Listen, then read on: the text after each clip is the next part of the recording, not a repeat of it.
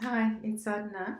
It's Thursday, September 5th, so the kids are back at school and have a lovely day here in Seashelt, British Columbia. And I just thought I would do a reading for kind of the end of summer and back to school. I christened my new Dame Darcy Mermaid Tarot in Hawaii this summer, and I haven't had much of a chance to use it, but I kind of feel like the season of mermaids is coming to a close, at least in this part of the world. And so I thought I'd just do a 3 card reading just to kind of see where we're at, moving towards the end of the summer and just kind of what lies ahead for the upcoming kind of shift in the seasons. There's always a lot of changes that happen with families coming back from holiday. Kids are back at school. Sometimes there's still a bit of chaos going on with kind of, I don't know, getting the school clothes, the school supplies, getting people enrolled in programs, and life is a little bit hectic this time of year. So my wish is that on your weekends, the upcoming couple of weekends, that you can really enjoy the end of summer and kind of relish and cherish and be in gratitude for the family time and still remaining outdoors and being with nature before we hunker down, before the rains start to come or the snows or wherever you are. However the fall kind of manifests itself. I know it's definitely a change. So in summer we wear fewer clothes, we're outdoors more, we generally are a little freer, carefreer. And then when the fall comes, people tend to become a little more insulated and in every way.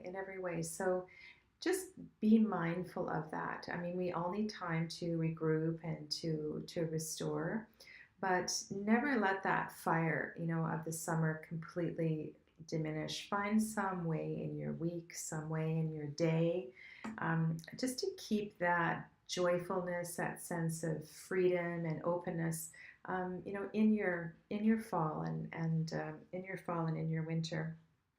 Um, the Mermaid Tarot has a really special energy to it, and also being a very pictorially water-based tarot, so it's going to bring up a lot of emotions. So in the 3 card reading today, if you feel emotionally affected perhaps by the reading, or there's something that's still that's needing to process with you before the change of the seasons, this is an excellent time to kind of wind up whatever this issue is that arises in the draw today. I'm just going to turn off my phone. I heard my phone.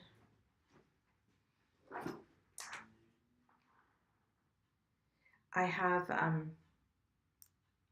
a lot of messages to return. I've been away. I've been with family. I had a wonderful summer doing a Reiki course in Maui, and I will do another video about that. Um, anyway, so let's do the reading. As always, we ask that these messages be for the greater good, in the highest, and that no harm be done.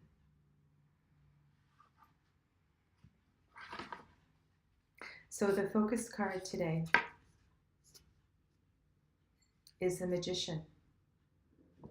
Okay, so I'll show you the Magician card here.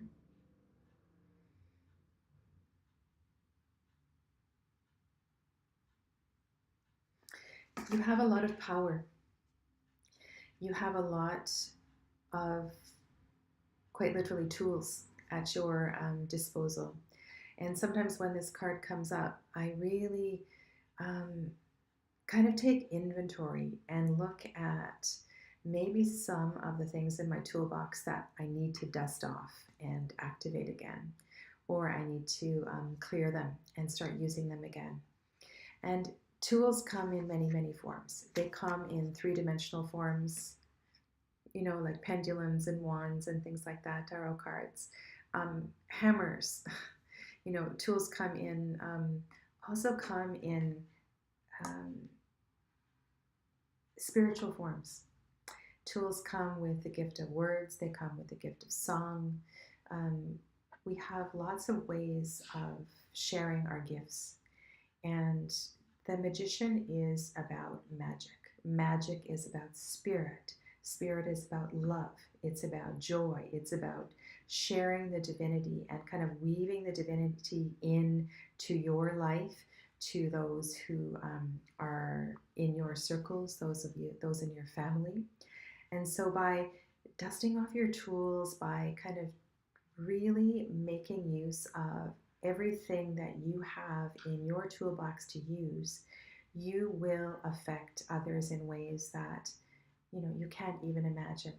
So when we start to reactivate and energize our own little magic, whatever that might be.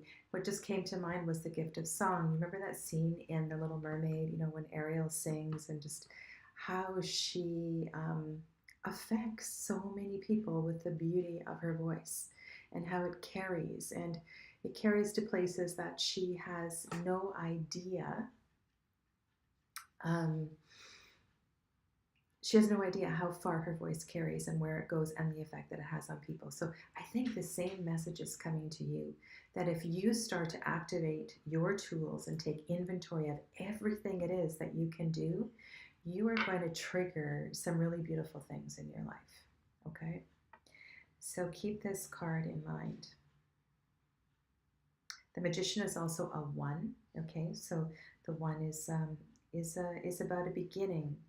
I was really kind of thinking about this reading as winding up rather than starting, but this very well may be a time to start something fresh. Okay, so it's the end of the summer holiday, and now it's time, to initiate.